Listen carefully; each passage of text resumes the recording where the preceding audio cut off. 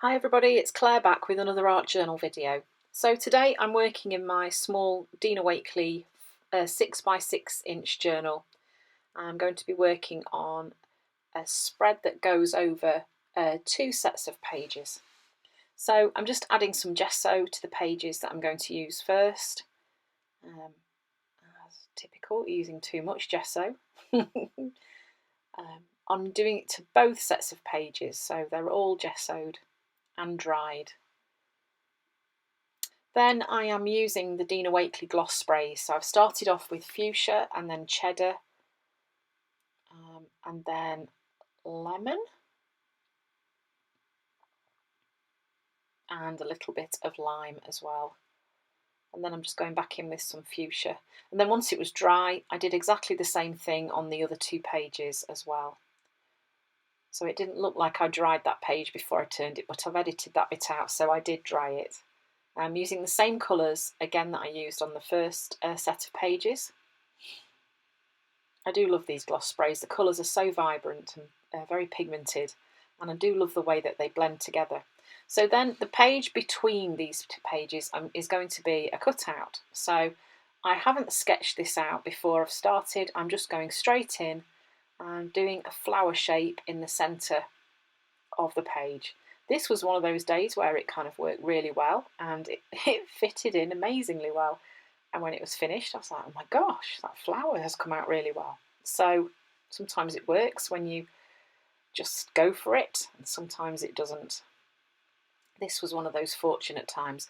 I guess if you're a bit less confident with cutting into your journal, then definitely I would suggest you sketch it out first, just to give yourself that extra level of confidence.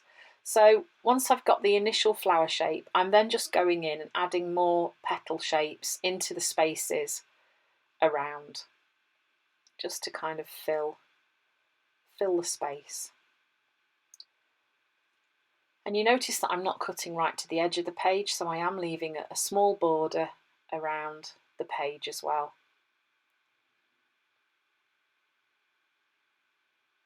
I will save all these little bits that have been cut out. They might get used for something else. I very rarely throw bits away.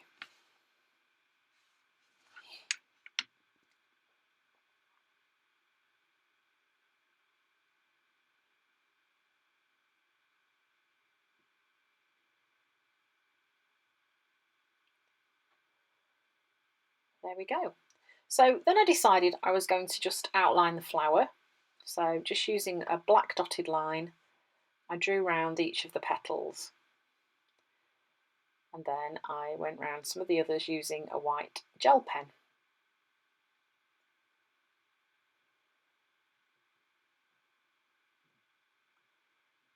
I'm only doing the bigger ones here in between the flower petals. I did that side, and then I decided that I would do the same on the other side.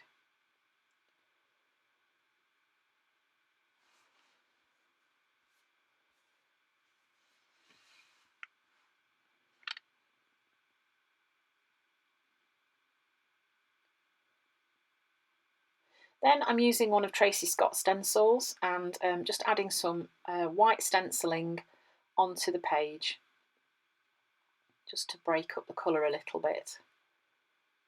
I didn't want to disappear the colour too much at this stage.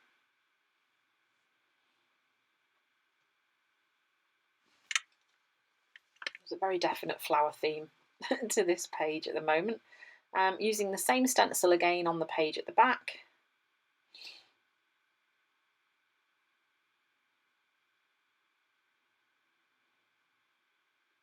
Okay, so it was at this point that I thought this cutout page is really not working. It kind of disappears. So this is kind of where I decided, right, this isn't working. I'm just going to paint it black. So that was what I did. I got out the black gesso and painted over the cutout page. So I painted both sides and dried it really, really well, because I didn't want any of the black paint to transfer onto the two colourful pages in between. So don't be afraid if a page isn't working and you think, oh, this is not, there's something not right. Just change it, have a go, try something else, and you never know, you might just hit on the thing that is going to work best. So then I'm just using the black archival ink and a text stamp and just stamping a little bit of black stamping onto the black page. Now you might think that's crazy, but it does show up. It does give a little bit of interest and texture to the black gesso. I did the same on the other side as well.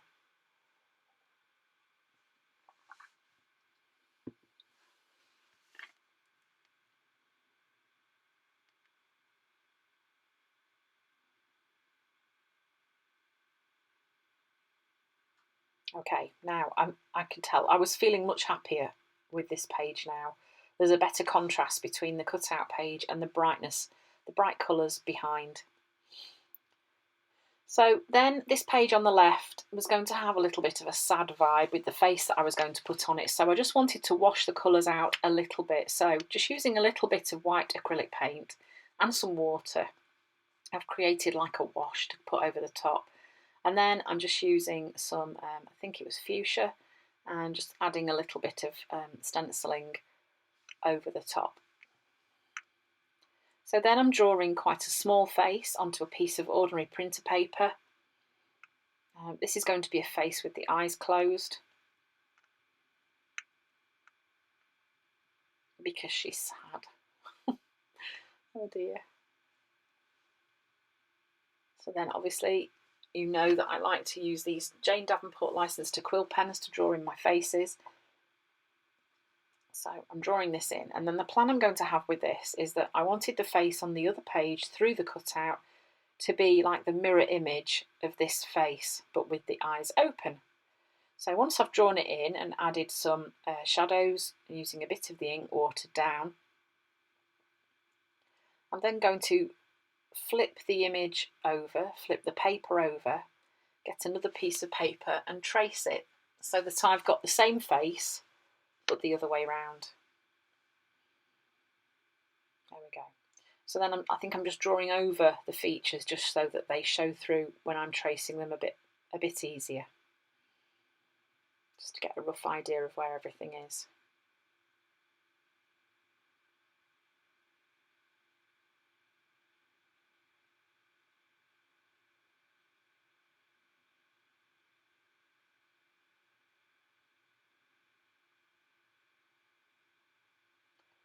And there you go, I'm just tracing that through. It wasn't the easiest thing to see through, but it worked quite well.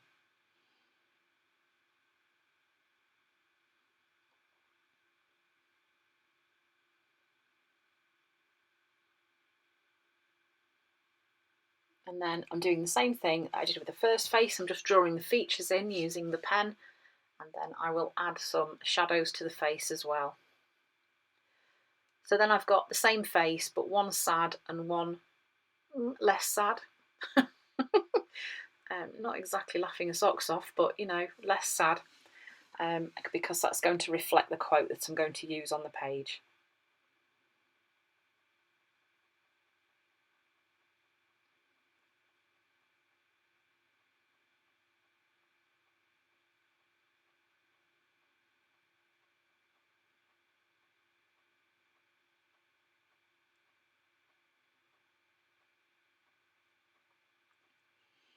Okay, so then they get stuck in place just using a glue stick.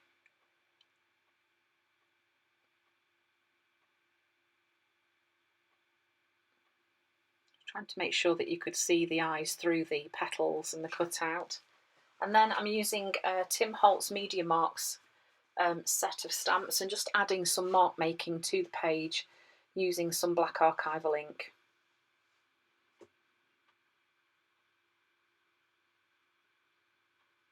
And then it's time for the words.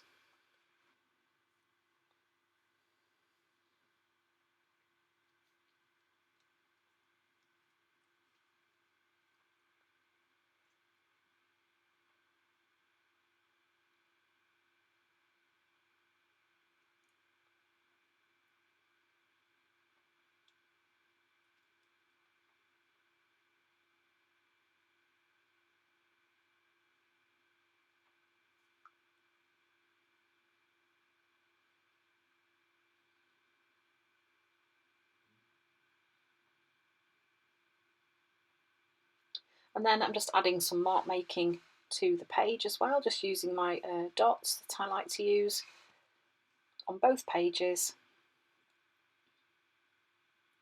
And going back in with the white Signo Uniball and just adding some details onto the cutout page as well, just to help that sort of pop a bit more. And there we have the final pages. So thank you very much for watching. I hope you've enjoyed the video and have fun making your own cutout page.